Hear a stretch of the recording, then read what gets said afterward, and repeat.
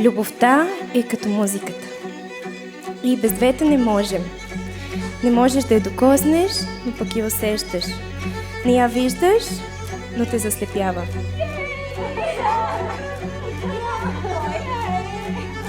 Музиката е комбинация от мажорни и минорни хармонии, така в приятелството и в любовта. Има щастливи мигове и препятствия, които ни помагат да оценим важните неща, а именно това да бъдем един до друг във всеки един момент от живота ни.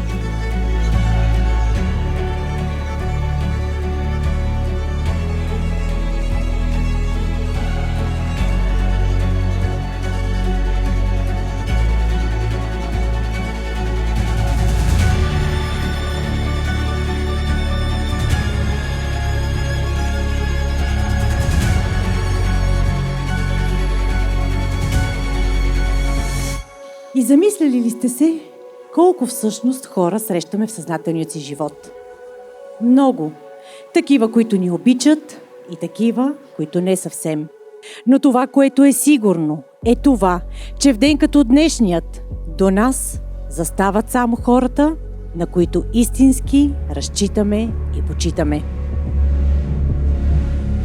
Вие, Габриела, съгласна ли сте да приемете Алберт за свой съпруг, приятел и партньор в живота си? Да му дадете спокойствие, усмивка и топлина в трудните моменти. Да бъдете до него завинаги.